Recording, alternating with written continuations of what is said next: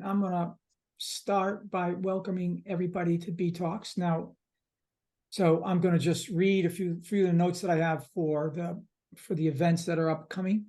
We have this Saturday, the winter prep workshop, and I think this is our last one, but we'll probably have one in October when I'm going to sublimate some oxalic acid into colonies, and you'll be able to come there and see that. I really encourage you to sign up for that workshops. We have 30 so far signed up for Saturday, but if you can make it out there and Saturday's not raining, it's a great workshop. I want to show you some things that are going on with the insulated box that we got from Hive IQ, and I'm going to put a special contraption on one of the entrances to discourage the robbing of robber bees and wasps, or anything else that wants to get into the colony that isn't a bee that belongs to that colony. It's kind of an interesting device, brand new on the market, and I think it would be interesting for folks to see. So if you're inclined to come to the bee yard, that's fine.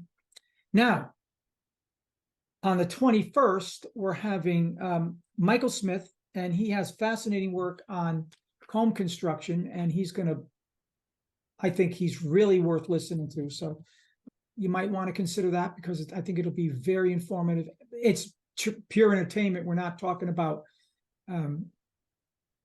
diseases or tasks you have to do. It's one of these things where, he's going to explain the hexagonal formation of comb and how comb is actually built. And he's got a long history of science on the subject. So, but it should be really entertaining. Okay, what else do we have here? Let's see. Okay. So we've only got 10 people registered for the Ag Station talk, and that is on Saturday, October 21st, and starts at 9 a.m. That's a live event, in-person event. And Cameron is coming up all the way from Gainesville, Florida, to speak with us. He's going to be at the Ag Station, and I just hope more people register for that event, because he is one of the most worthy speakers that you'll ever hear. He's very accessible. He's lots to offer in terms of how mites respond to oxalic acid, but he's got another plan for us. He put together a couple of talks, one in the morning, one in the afternoon. It'll go from 9 until to 2:30, and you don't want to miss that event, I don't think. And then, of course, I'm going to be a keynote speaker at the Honeybee Project in New Haven. That's a fundraiser for them. If you've got some extra cash and you want to give it toward a good, solid organization that is run by a really responsible and smart educator, and she's taking inner city kids, teaching them how to be beekeepers, and she's getting extraordinary results from their participation. It's a healing process for them, and it's really worth your money if you can afford it. I'm the keynote speaker along with Marina Marchesi, who's going to do a honey tasting there. I'm going to talk about bees. That surprises you or not, I'm not sure. All right, that's the Honeybee Project. And then, we've got two important guest speakers coming up. Jeff Pettis, the former head of the USDA, is going to speak to us. He is currently the president of Epamundi, and I had a little brief discussion with him down in Chile. He's going to be a great speaker for us to pick his brain, talk about Epamundi, talk about world beekeeping, so on and so forth. And then the MacArthur Genius Grant Award person, Marla Spivak, the household name in beekeeping, an absolute marvelous scientist, been at breeding bees for decades, and she is at the heart of hygienic behavior, knows all about it, and that's somebody you really don't want to miss. I think she's in November. Let's see, is she in November? Let's see. November is Pettis. December is a Christmas present for you all, is Marla. All right, and go to our website and you can see all those details. Okay, let's start with the bloom calendar. My bees are slamming in goldenrod and knotweed, which did not bloom until the beginning of last week, which I thought was incredibly late. All of this rain and, you know, the moisture content in soil is perfect. It's, you know, you wonder why, like, it didn't bloom earlier, but it didn't. But now it has bloomed, and it's up, and really you can smell goldenrod when it's curing in your colonies. It smells. People say all kinds of things about it. It has a pungent odor, and you can tell if your colonies are curing out goldenrod. My supers are filling, and that's good news because they'll have right until frost to continue to collect the bloom of at least goldenrod. I don't know how long knotweed will hold out, but the knotweed is like every other bloom this year that I've witnessed, just prolific. And the bees are working on it. So I don't know what, you know, if they're not getting nectar, I'd be surprised, but every other insect pollinator in the area is also on knotweed. And, you know, I'm guessing they're all getting a little bit of nectar. I know they get nectar from goldenrod. And they get pollen from goldenrod, and that's coming in droves. And if you come to the yard Saturday, you'll see that, and you'll smell goldenrod curing in the colonies. So then there's also a number of other little plants out. Michael, what are you seeing? Night blooming primrose. Rosa Sharon is bloomed, I think, for 3 months now. Definitely giving up. Yeah, that one will hold the bloom long. And that's great for bumblebees. I don't see many honeybees work that, but that's a great pollinator plant. Touch I me haven't not. gone out looking yet to see what's blooming. So, okay. Yeah, there's lots of jewelweed out. Jewelweed, again, you know, I guess you can call jewelweed, an invasive, but, you know, with jewelweed, you'll see the bees come back with a little bit of racing stripe down their back. That's because of the way the anthers are located on that flower. For them, the bees to get into the nectar areas, they got to crawl past the anthers, and it makes a little stripe down their back. And they don't seem to bother collecting that pollen off of their back before they get back to the colony. So it looks like they've been painted. It's kind of nice. I always know my bees are on jewelweed when I see that in the colony coming back. There's still some. Let's see, hanging in there, blooms hanging in there. Well, I saw some white wood aster out. That's like, you know, I hate to see that. I don't want aster in my supers, because I think I can't avoid making honey this fall. Because even the supers I left on, all my stickies went all back on colonies, and they're full. You know, so I'm sure they'll just cure them, and I'll have a harvest of darker honey that I don't want to take. But I was in Chile and I put my stickies on right before I left, and thinking, well, I'll come home and just take them off. But no, I can't. They're filling up. All right. So anybody else see anything else blooming out there? I have a question. Why would you not want white wood aster in your honey? Well, it has a high glucose content, that particular nectar. And when the bees invert it, a lot of glucose gets into their honey. It has a higher percentage of glucose, and then it means it crystallizes really quickly. As a matter of fact, it'll crystallize before you get a chance to take it out. Is this all asters? Because I've been seeing calico aster and New England aster too. All asters will do that. What about sunflower? That's also like in the same family as aster. No, sunflower honey. Yeah, it's in the same family, but sunflower nectar, the opposite is true. Okay. I've seen that in jars. If you can get pure sunflower, it'll separate into 2 layers. It's beautiful in the jar. It gets a dark bottom and a light top. It's gorgeous stuff. But I don't think you're going to get pure sunflower honey, but don't worry about that. Your bees will get pollen and nectar from sunflower. Okay, asters and loosestrife. Oh, that's right. Loosestrife is out. So loosestrife's come back a little bit and this year. And I've also planted, thanks to Jamie, I planted a cultivar of loosestrife. So Jamie, why don't you talk about that for just a minute? Well, I I don't know much about it. I got the plant a long time ago. It's supposed to be a sterile cultivar of loosestrife. I got it because I was walking around a garden center and it was just covered in butterflies, and I didn't realize it was that other loosestrife was considered invasive at the time. But it's supposed to be sterile, but they said that if it cross pollinates with wild loosestrife, then it will no, it'll start spreading by seed. Someone, Geo says that I'm now feeding 1-to-1 and would like to add some protein. Can you recommend some commonly available protein substitutes, i.e. powdered milk? Yeah, that's not basically the way we do it, unless you want to make up your own formula, Geo. Formulas are already pre-made for bees. You can buy them at places like Bee Commerce here in Newtown, and or you can order them through Better Bee, and they're in the right mix and formula. You know, you got to be careful about making your own protein substitutes, that you put in the right amino acid, the right amino acids in the form of whatever you're using for protein that will allow for bees to digest it.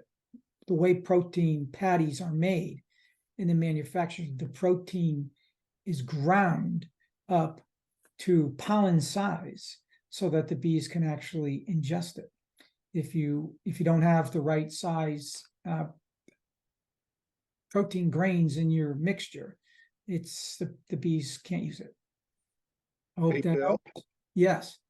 I don't feel that protein's a big deal yet, Yeah. because a lot of things are blooming, and if mugwort starts producing pollen, it doesn't do it every year, but that will fill up a 10 frame deep high body. I know. So, It is producing pollen this year in my area. okay, and you have to be careful with pollen substitute because it can start attracting small hive beetles. Yeah, and I have a colony that's close by to me here that had no reason to have small hive beetles, and I opened it the other day, and I had 5 or 6 of them on the top cover. So, I mean, that's the most I've seen small hive beetles in a long time. And as Michael is saying, a pollen patty is a food source for them like no other. They will larvate in it. You know, the larva will drop out of that and down into your colony, and then they'll roam around in there and eat stuff that they find in your frames. So yeah, and my opinion about pollen and a protein supplement is that we likely never need it as backyard beekeepers here in Connecticut, because we have rich sources of pollen, as Michael was mentioning, right from early spring blossom of silver maples and maple trees, or hard maples and soft maples, all the way through our season. We have some pollen source out, and now we have this wonderful mugwort, which is like a criminal plant, and the other proteins that we get from pollen proteins that we get from goldenrod. Now, we're waiting for the day when someone comes up with a study specifically from the Northeast that lists the plant species that produce pollen that honeybees collect. And it has been not only analyzed for the amount grams of nitrogen it has in it, and nitrogen is a measure of the quantity of protein in the plant, but that someone also does the analysis and gives us the amino acid profile of those different pollens. Because what we really need to know as beekeepers is, our bees in their foraging habits in our area, are they getting the correct dosage of amino acids? When they need 10, and most of the colonies or most of the pollens are a little short on tryptophan, and that's an essential acid. It doesn't mean that bees will suffer greatly for it, but they're a lot healthier if they get all 10 amino acids. You know, if they get a lot of one amino acid, they can do really well. Like sometimes in early spring, they'll get alder pollen, and alder pollen doesn't have any tryptophan in it at all, and bees will thrive on that and raise a lot of brood. So it's not like it's it's paramount that they get all 10. But if you had a choice to figure out what your bees are on, and if you could move them to a place where there was some pollen that you needed to fill out their amino acid profile, you could do them some good. Just a thought. All right, so I have a follow-up question since we're talking about pollen. If one were to buy like a pollen patty from the store, how are they treating the pollen that's in that pollen patty to make sure that it doesn't have any viruses or bacteria on it? I know they freeze it maybe, but is that enough to like No. protect from foul brood or something? no, none of that would be freezing, hot, heat, nothing would stop the durability of those virions, especially the bacterial products. They irradiate it. And that's what kills it. So we steal 100% of the honey from the hive. We leave nothing for the bees. When we feed any type of syrup, it's usually in the springtime, and it's like an F55 corn syrup, or Yeah. almost a 3-to-1 mix. Yeah. So it's a very heavy sugar syrup, and we're mostly feeding water. So with the heavy sugar solutions and stuff, you feed a lot more water. So I'm running an M3 911 system of beekeeping, which means I'm using medium boxes, and I'm only feeding fondant. And do you use a follower board? Have you used a follower board in your beehives? No, I don't use them. I have Okay, 9 so- frame brood boxes usually.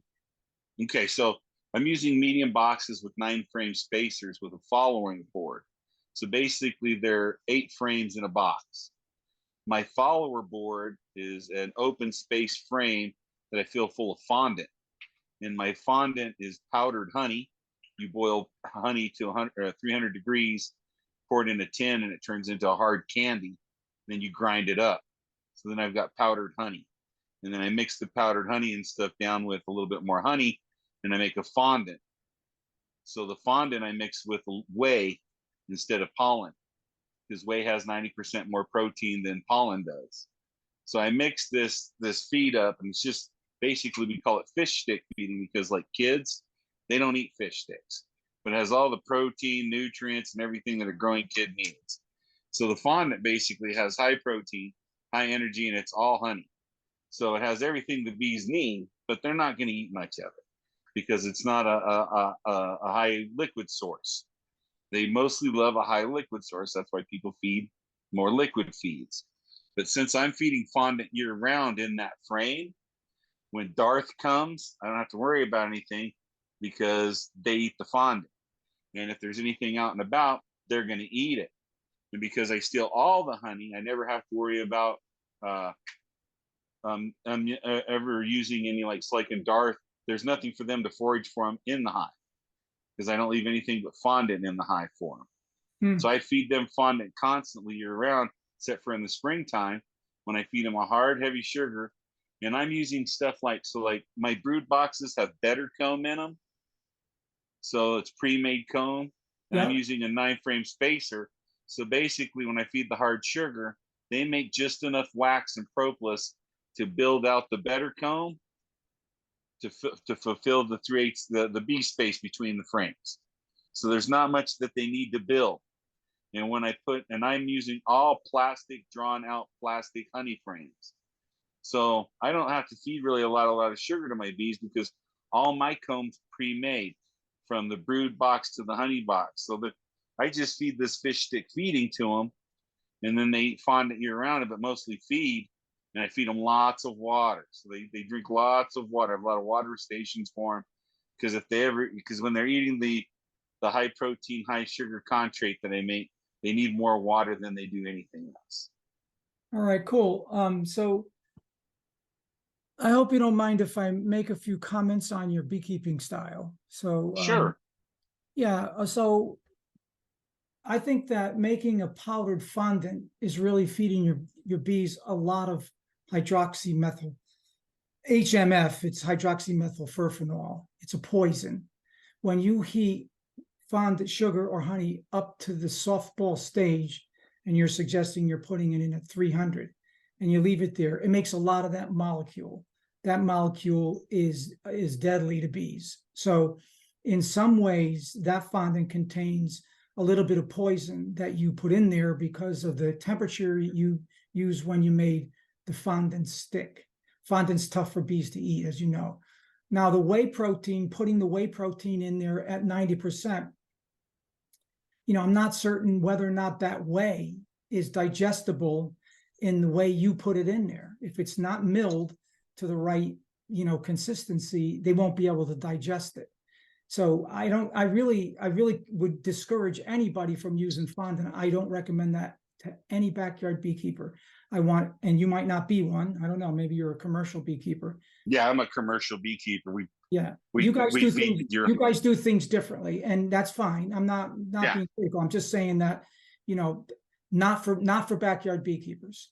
So for here, we really just need to put in sugar, and 1-to-1 and 2-to-1 sugar syrup. There's no magic solution, and I would never ever take all the honey out of a colony, especially in the brood box, if that's what you're saying you're doing. Well, whatever's in the brood box we leave, but we take all the honey after taking the course out of Cairo, Egypt, and finding out that most of the honey is toxic to bees.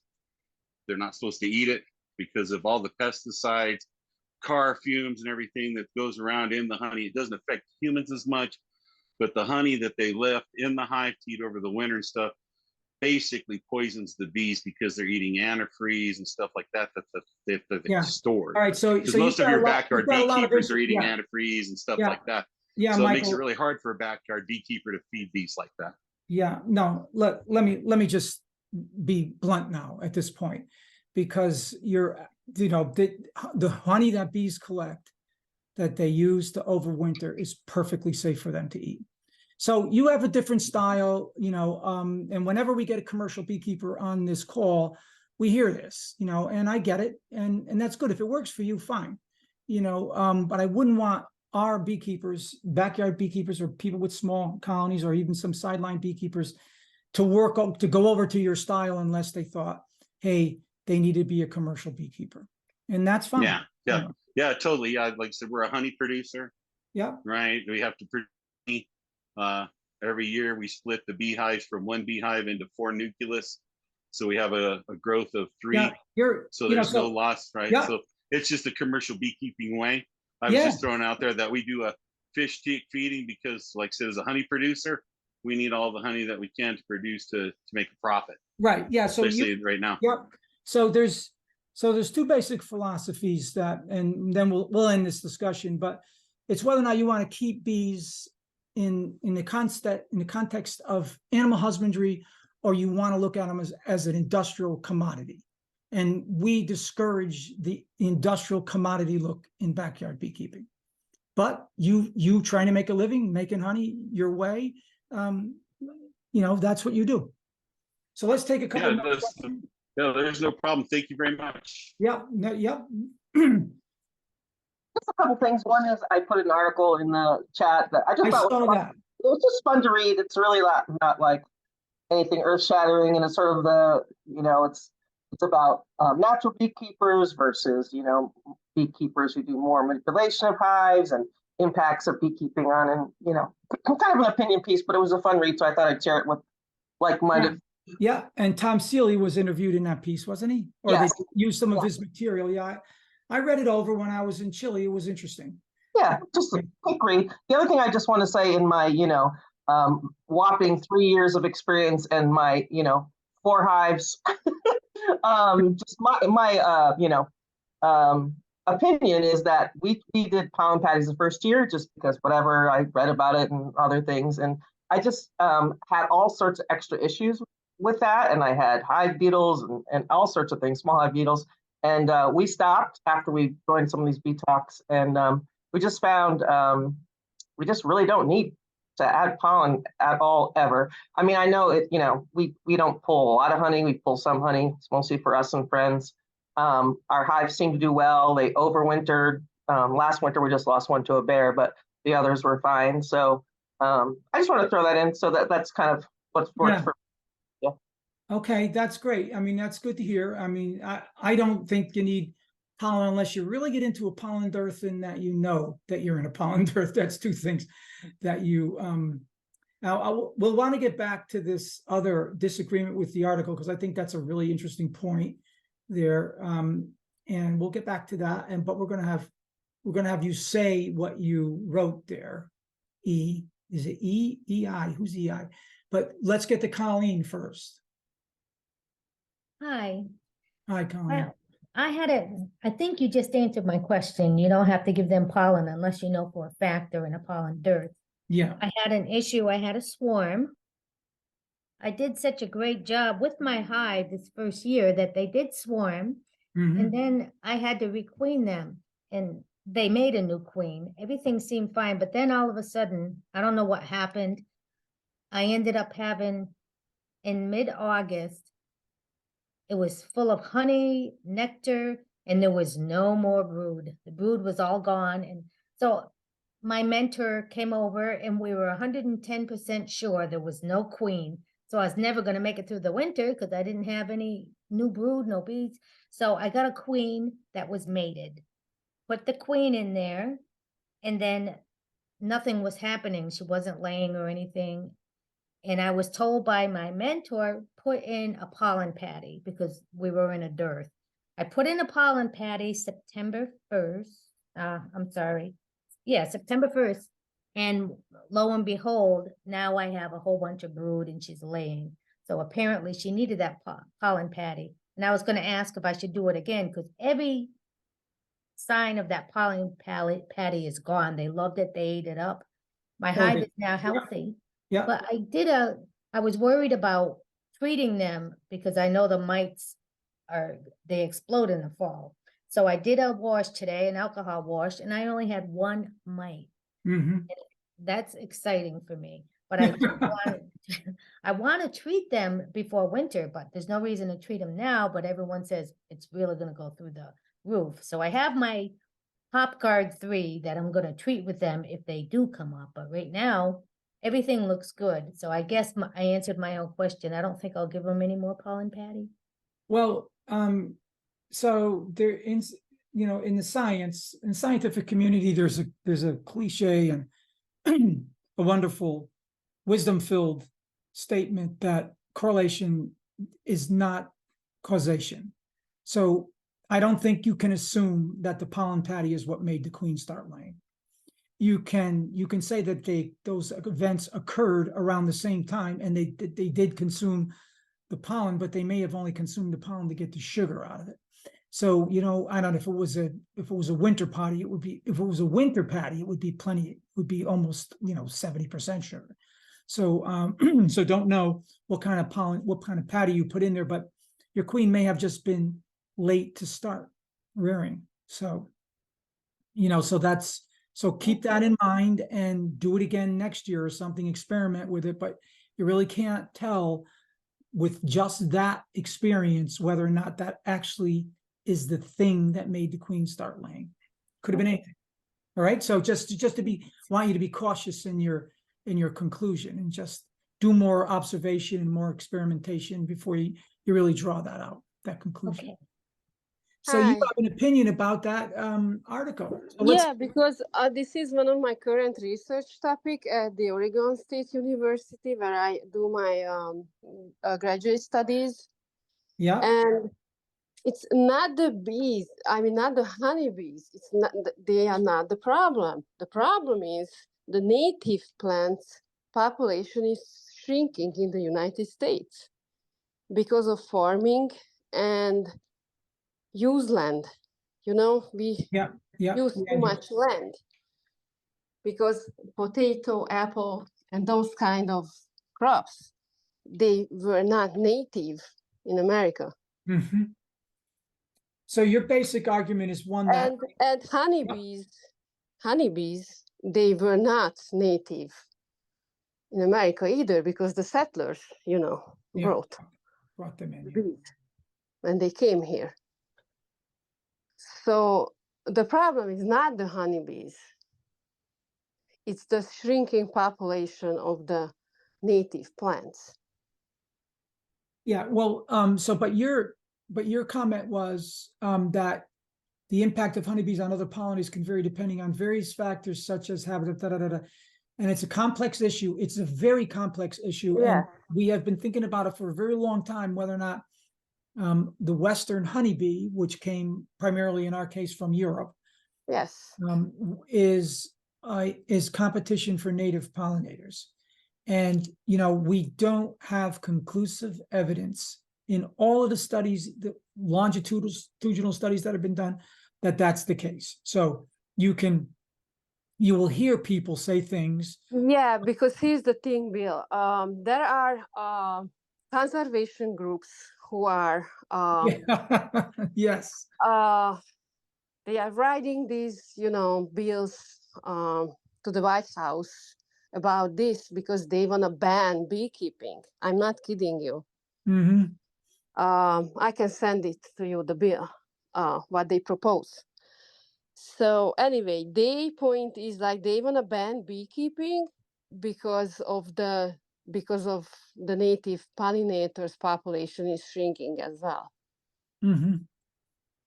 Yep. So And I, with all due respect, I do not agree with those conservation groups because I think they're just missing the big picture.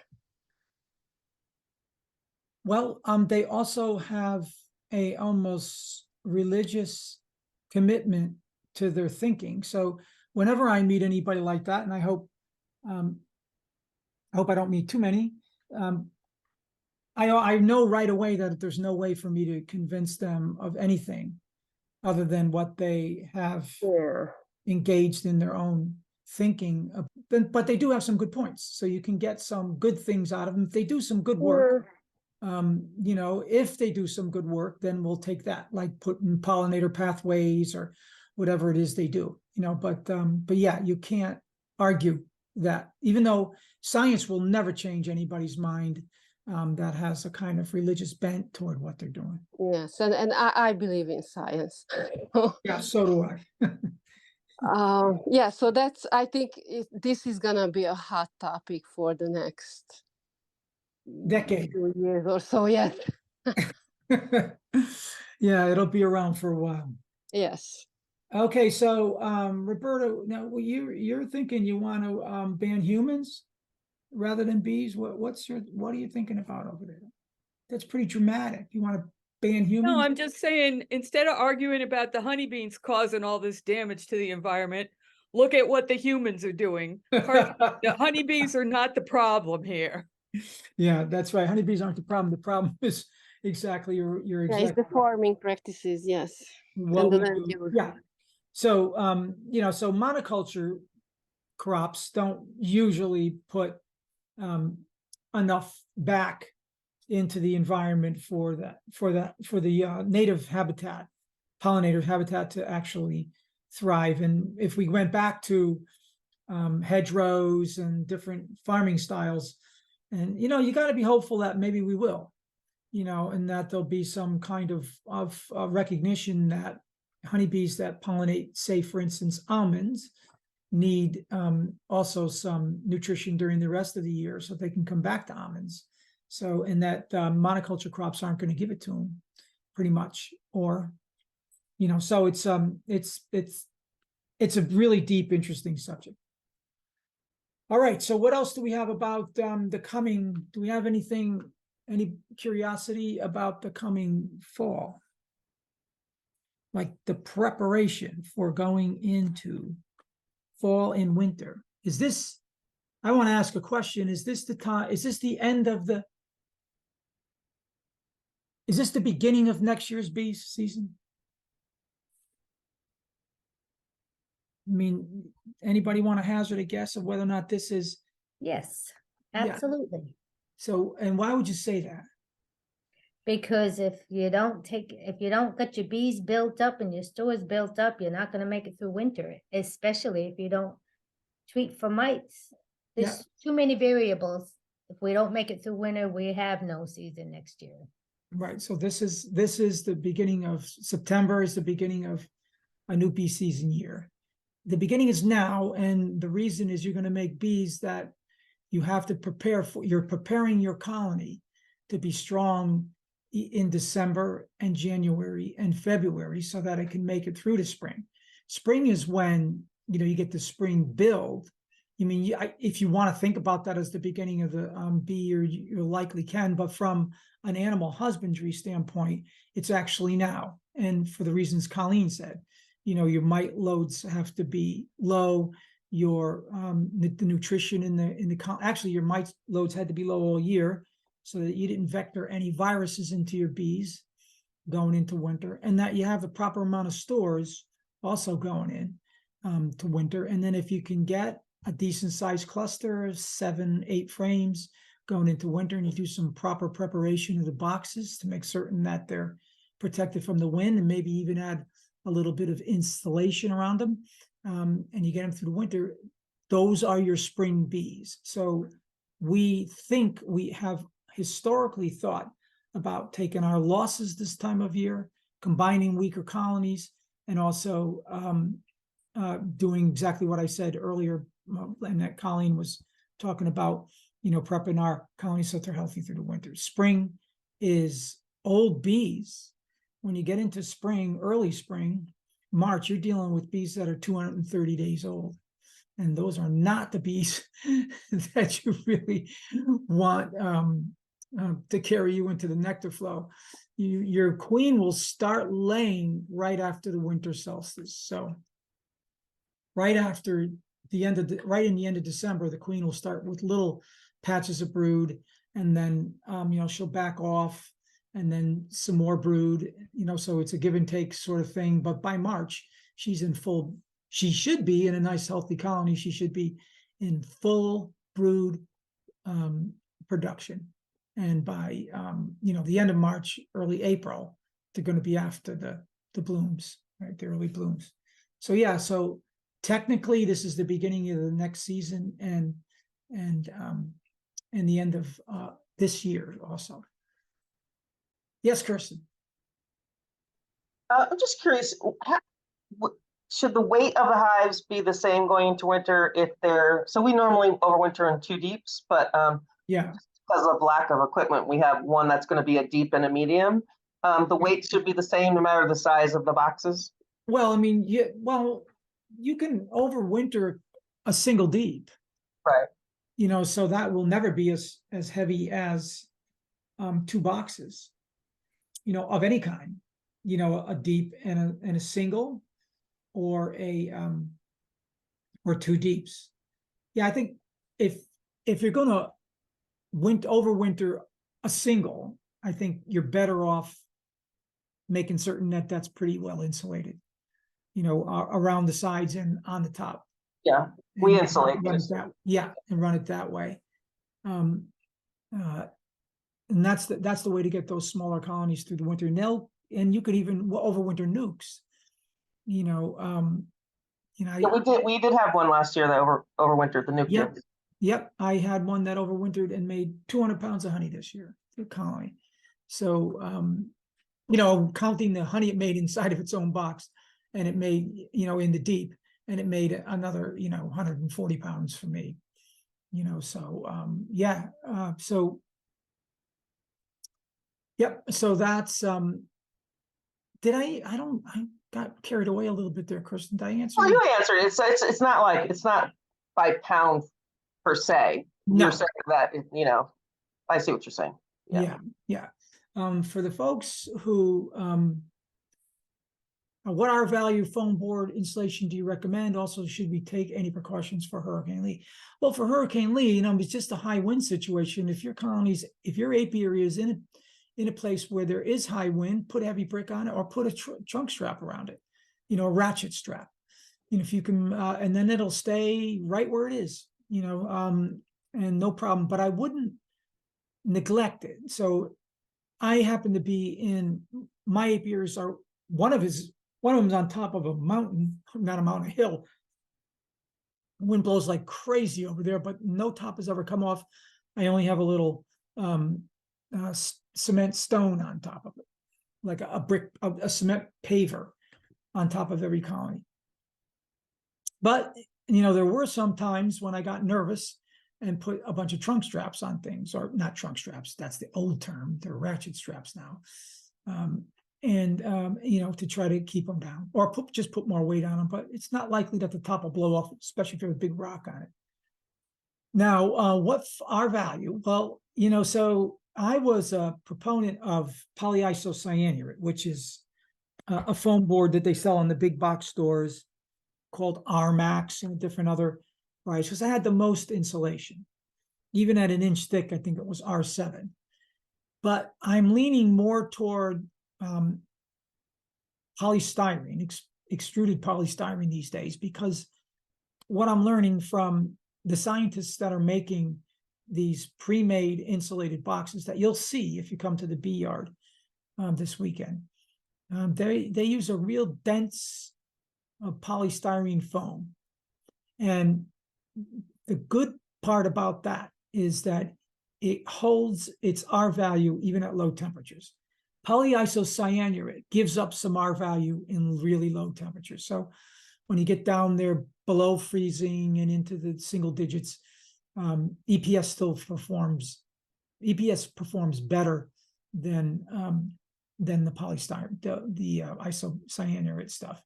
So I would stay with just the plain old pink foam or green or whatever it is that they sell at the big box stores. And if you're going to use that stuff, use 2 inches. You know, and that'll give you a good amount of insulation, especially if you only have a couple colonies. You know, you can use 1.5 inches also, and you can use 1.5 inches on the sides and 2 inches on the top. You know, the more insulation you put on the top, the better.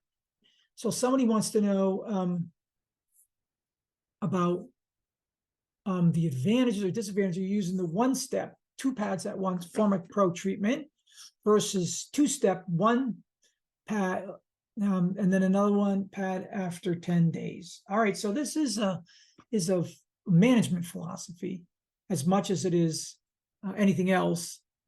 And if you are of the persuasion that you would rather treat your colonies with less chemical over a longer period of time, so it does less harm to your, primarily you're trying to protect your queen in this case, and or brood, you would use the 1 pad every 10 and put another one in the next 10 days. Now, if you, and also the temperature profile, let's say that you were running high near 85 degrees and it was summertime, we don't have to worry about that anymore. But anyway, if you were, then you might select 1 pad because you're at the top of the temperature limit. And then the 2 pads would be too strong. 2 pads outgas right away, maybe day 3 or 4, they're gassing out pretty much all of their oxalic acid. But they slow down over the next 14 days. I think that the 2 pad treatment is 14 days, if I remember right. And so that's what it is. So you're making a decision both on temperature and the strength of the colony. A big, robust colony can take 2 pads easily, even if you're up top near the temperature limit. The colonies I did this year, and I probably did 2 pad. I did a lot of 1 pads, but I did 2 pads in at least 15 colonies, and none of them lost their queen. So you can get lucky. And this year I did. I had new queens in a lot of colonies this year too. Younger queens seem to be able to tolerate more formic acid. So the issue, let me back up. The issue with Formic Pro is that it can kill a queen. It's not actually the formic acid that kills the queen, it's the colony that kills the queen. They actually boil her and kill her. But you can be, so that's why people are a little bit more conservative with formic acid. But it is a treatment that will get at the mites under the caps, and it's really effective at being able to kill mites. So that's a good thing. All right, let's see what we got there. All right, so it's both, I'll just summarize both temperature and colony strength, which would help you decide. R value foam board. Can you remove the queen when treating with formic acid pro to prevent the possibility of her being killed? Yeah, you can do that. You can put her in a little cage somewhere. And if you wanted to, if you weren't treating your whole apiary and you were only treating selective hives, you can cage your queen, put a couple of attendants in it, and put her in a queen right colony. And the bees in that queen right colony, even though this is a foreign queen, they won't kill her. They'll feed her, they'll keep her alive. They'll want to kill her, but they can't because she's in a cage. And if you let her out, they will kill her. But if you don't do that, they'll be fine in there. And I would only put, I wouldn't hesitate to put the queen back in the colony after 10 days. I'd walk her in the front entrance back, basically. But you can do that. Yep. You might want to also take out queen cells. Well, if So there that are, she's not yeah, there. yes, so right. So Michael makes a good point. Thank you, Michael. Go ahead, Michael, keep going. When you remove the queen, the first thing they're going to want to do is make queen cells because they want to be queen right. So they're going to almost instantly start making queen cells. So when you put your queen back in theory, I guess you should destroy all the queen cells, but she might not. She might swarm. The bees might consider them queen right because they have queen cells and kill the queen. Yeah, So, it's complicated, but that's why you can only keep her out of the colony for a little while. But Michael's right. You have to go back in and take some precautions that the colony didn't start making a new queen. All right. So, so like the way it was done, with scufflaws would take and flash treat their colonies with formic acid. They'd get that done in 24 hours and put the queens right back in, or leave the queens in there. They don't really care that much. And then and proceed from there. So, but the length of interval is what you don't want to do is cage the queen inside the colony, because then she doesn't have a chance to move away from any toxic fumes she might be getting from the formic acid. So that's something you can do before you treat, but that gets a little tricky also. So in other words, no treating whatsoever, but cage the queen for 14 days, let her out, and then treat on day 21. And you'll have all your bees will be in the questing stage, or phoretic mite stage, or dispersal stage, whatever you want to call it, but they'll all be out on bees. You can use oxalic acid vaporization now, Frank. You can do it in intervals too. So what has happened, I think what we're beginning to learn, and it took a while, guys like Cameron Jack helped us understand this, and other folks that fumigated their colonies or vaporized their colonies with oxalic acid in these intervals have shown us something that we ignored in the results. So, folks would say, well, you can do these vaporizations a little bit at a time, once every 5 days or once every 7 days for three applications or 4 applications or even 5 applications. You can continue to do it. And it doesn't kill all the mites in the colony. And they're right. It doesn't kill all the mites in the colony. But what it will do, and it's been proven with the alum cap study that was done by the USDA last year, or year before last, which I was a part of.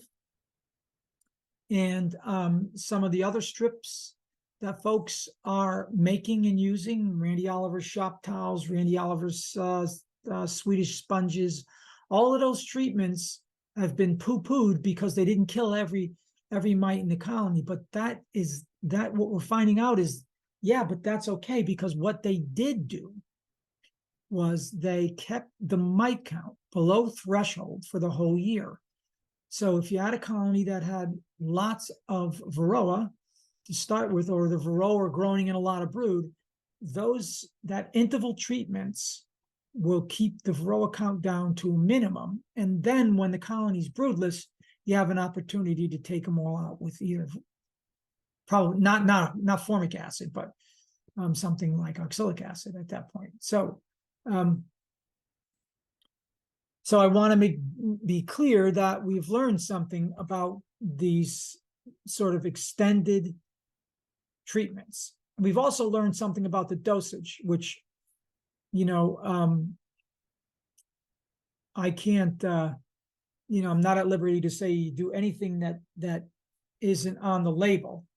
But if you attend our talk by Cameron Jack on the 21st, you'll find that he has some really hard scientific evidence that the current label amounts, which were, I don't know how they were picked, there wasn't any science done on it, are inadequate to actually work.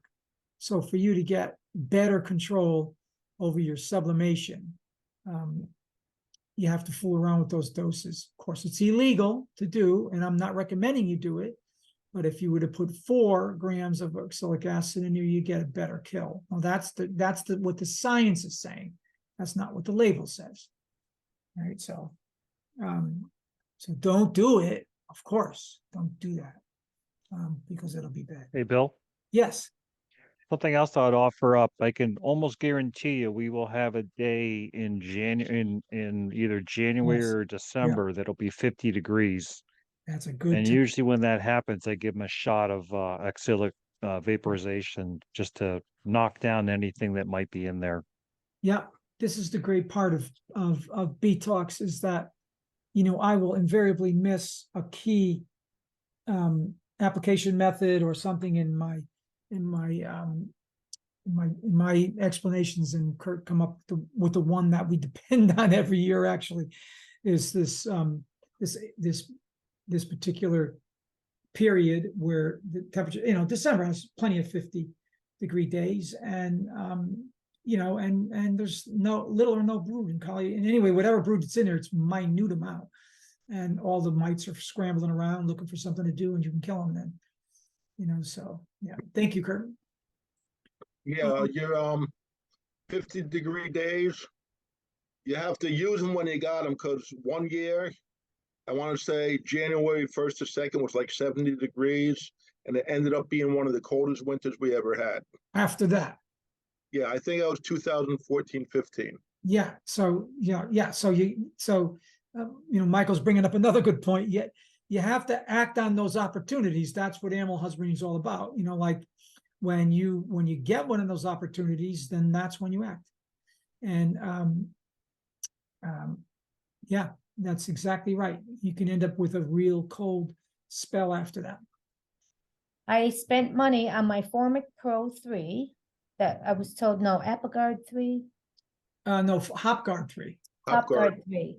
Okay, I was told to use that. That's what my mentor uses on the bees I got from them. So I feel comfortable about that. But like I said, my mite check is great, and we're going into the fall. If my mite check stays where it's at, I still want to treat. So I don't want to keep killing my bees. They're just starting to build up, but I'll keep doing the mite wash. I'll do it in 2 more weeks. But if it stays good and it's getting into the winter, I'm guessing I should just treat them. Well, No. you then have the opportunity to do what Kurt is saying. You know, I doubt you're going to get through October without a high mite count. Yeah, Very I'm not gonna surprised. keep the one. I'd be very surprised if you do. I mean, but if you're in October with one mite on that wash, then yeah, you can wait. I think it's prudent then, if you want to, wait until you get a broodless period. Now you got to keep looking in that colony and see when it's exactly broodless, because it can happen at the end of October or early November, when you still have plenty of time to sublimate some oxalic acid in there, and then take that route, you know, or dribble oxalic acid in there, whatever you want to do, however you want to use oxalic acid, because oxalic acid is most effective when there's no brood and all of the mites are out in the colony on bees, because it will not go under caps and kill mites. So as I mentioned, that's when it's most effective, and that's actually when everybody recommends you use it, including all the literature from the manufacturers. But as I mentioned before, you could actually dose your colony in intervals if you have something to sublimate oxalic acid, like a Varox or something like that, or Provap. You can do that, you know, in these intervals of 5 days or 7 days or 6 days, whatever you want, for 3 or 4 times, and it will help kill some of your mites. Okay, can you explain more about the new robber screen? Well, it's actually, you know, it was designed, this little robber screen thing was designed to keep yellow-legged hornets out of nests. So you might have heard that we have, I think down, where was it? I think they're also in Georgia at this point. What they refer to as the yellow-legged hornet, but it's Vespa valentinum. This is the hornet that will kill thousands of your bees at a clip if you allow it. So we're very nervous about this hornet finding its way up and down the East Coast first, and then spreading out to the Midwest, and then up on the West Coast. And I'm sure this will happen. This particular guard that you put in front of the colony has little cones. And these cones allow the bees to go in, and they're small cones, red, maybe ½ inch in diameter, and then they go down to a bee width, right? So, and a bee and a hornet are different sizes. So a hornet can't get in it, right? So the bees can go through the comb, and then the other half of this little device that you put in front of the colony has the cones coming the other way. So then the bees can come out. So anything that gets into your colony, including a yellow jacket, has to come in one bee at a time through that cone. And that makes them very vulnerable to your guard bees and any other kind of a bee that's there to kill them. So I don't know whether or not it's going to work or not, but it seems like it's getting some good press. And the person that invented it is an engineer, and she's also a beekeeper. And she was at April Monday, and she's going to be a guest speaker of ours. And I have one of these little devices that I'm going to put on the colony and see how it works. I do have one colony that did get some yellow jacket pressure, and you know, so what you can use a robber screen for yellow jacket pressure, but this device doesn't have the bees. See, what the problem with a robber screen, if you want to put one of them on, and it's the kind that the bees have to crawl through on the top, they have to learn how to do that, and that slows down pollen collection and nectar collection and everything like that, which is, you know, okay, I guess, if you're trying to help the colony defend against robbers. But the other the good part about this little device is it doesn't change the way bees go into the colony, so they won't be standing around outside or gather. I mean, I've put robber screens on colonies when I suspected robbing, and I would see 1,000 bees on the outside of the colony, and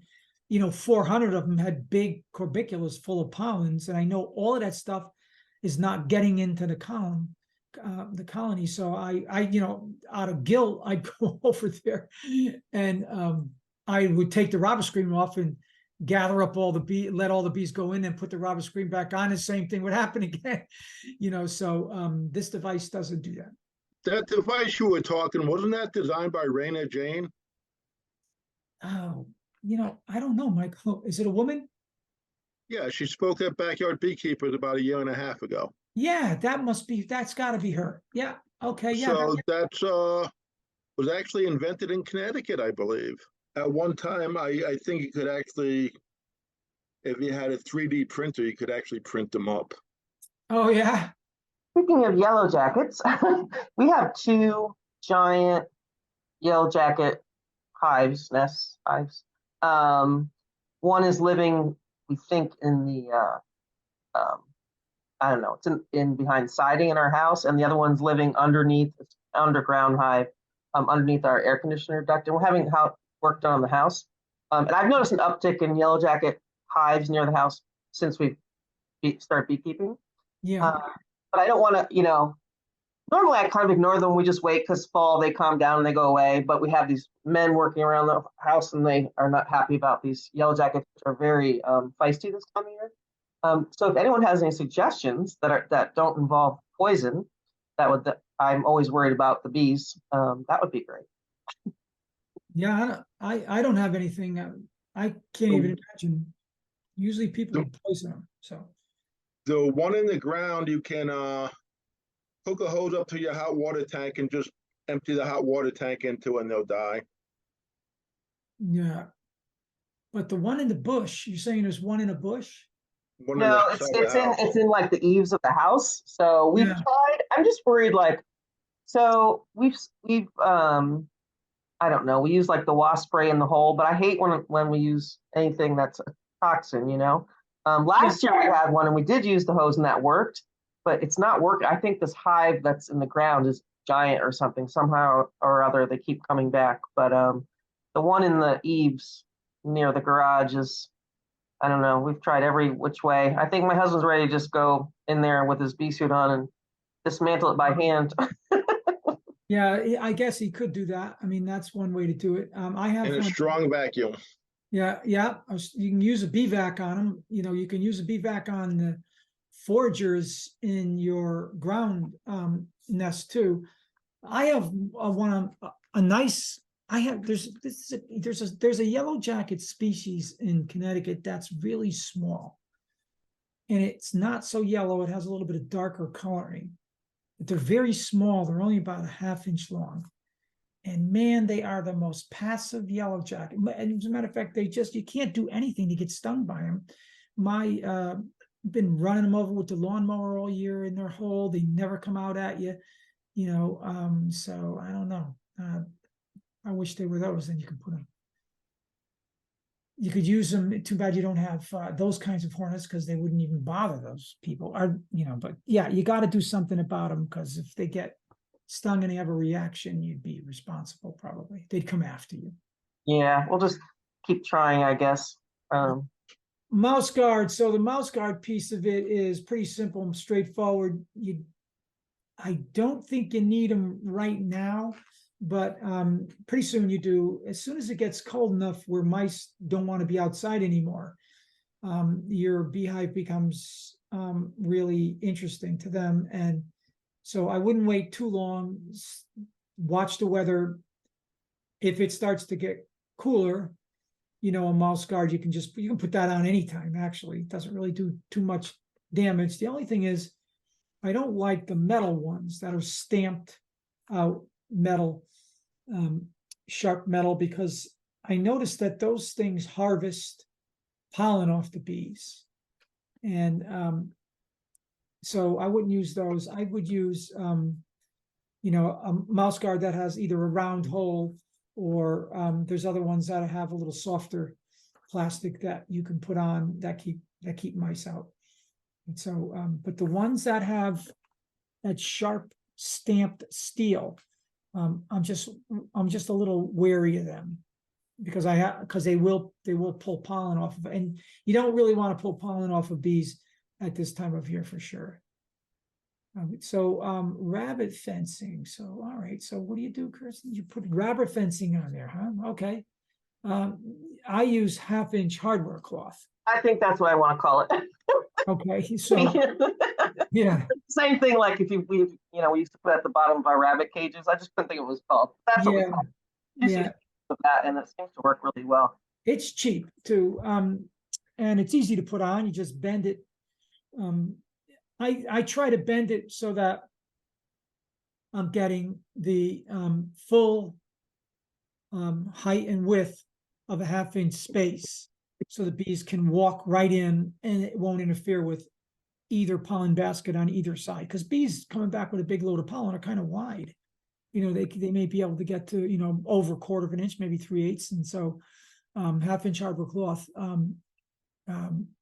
No, mice can't get through 1/2-inch hardware cloth. They can't fit through it. You know, they have a head that's bigger than that 1/2-inch hole. So, yeah, they won't.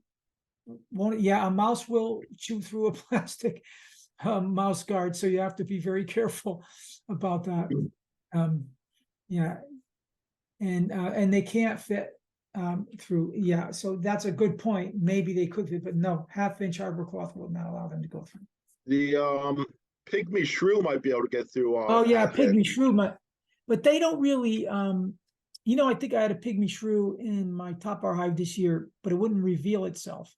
I had to keep going. I don't know. Michael, do you know anything about them? Do they go in and out of the colony every day, or do they stay in there? I think they come and go, but you open up your hive and like you have a bunch of headless bodies on the bottom of the hive. Yeah, that's what I had. That's what I had in the in the top bar hive. And I thought it was cannibalized bees, but it might be a pygmy shrew that's getting up in there and taking it. Yeah, and that's exactly they took the pygmy shrews take the thorax and leave the abdomen, and they're after the flight muscles. That's where most of the but the heads and the abdomens were there, and what thoraxes were there were empty. So I mean, maybe when I thought it was a pygmy shrew, it must have been or must be. So Yeah, that killed the helicopter queen.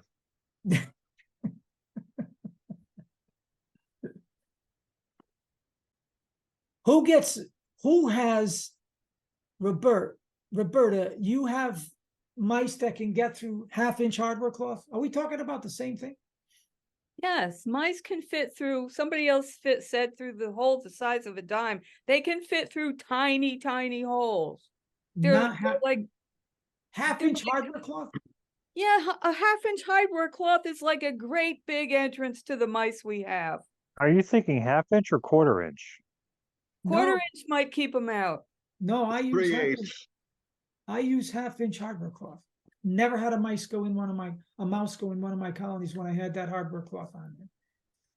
But if yours Congratulations. do something different, then what do you use?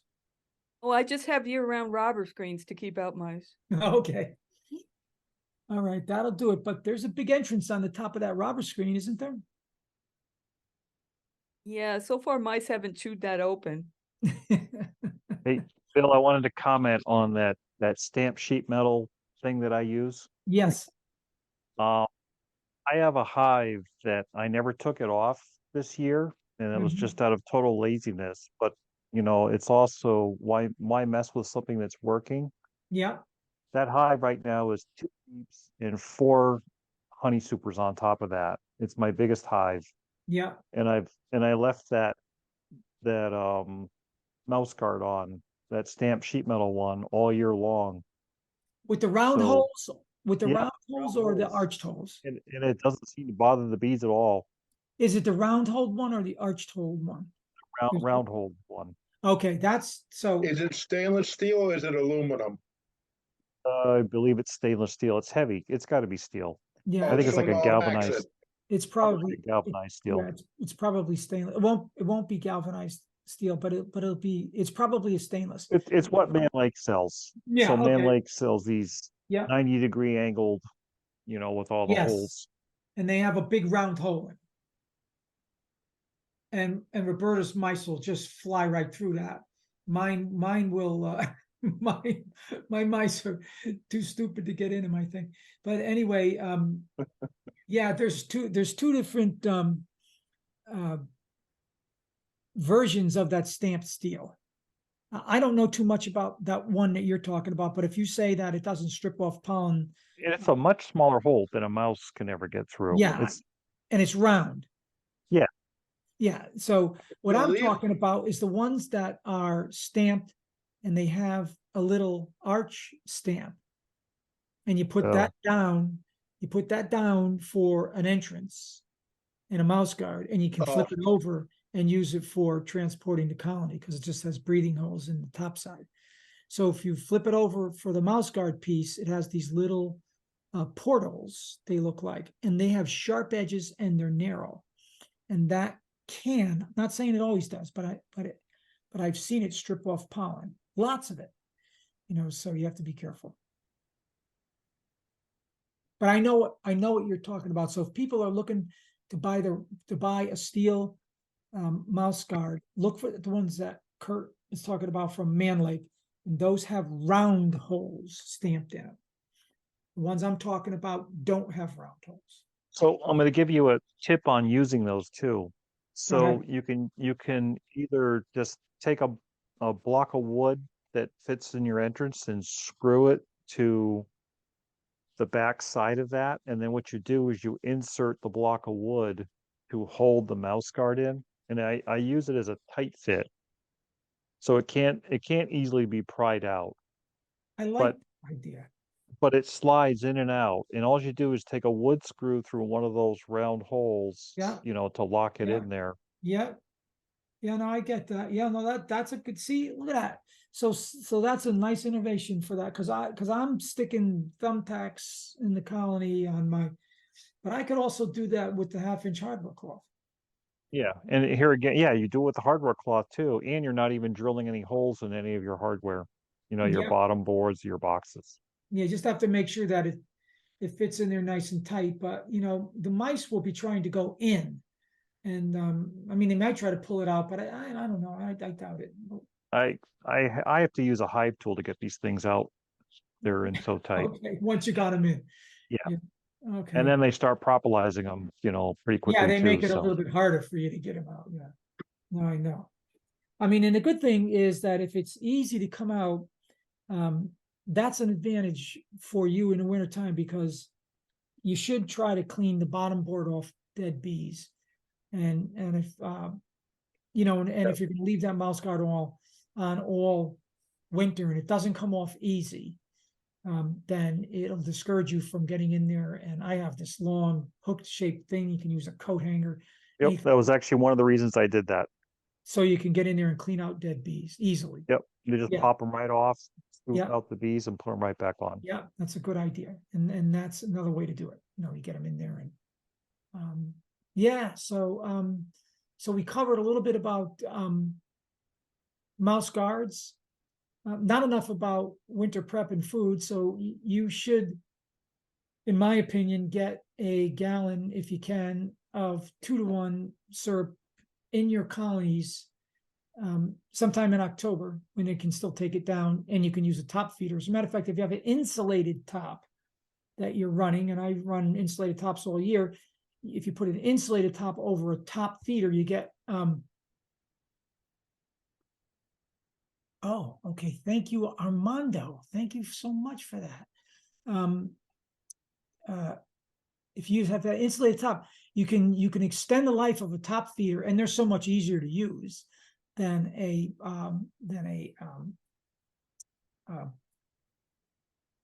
in-frame feeder.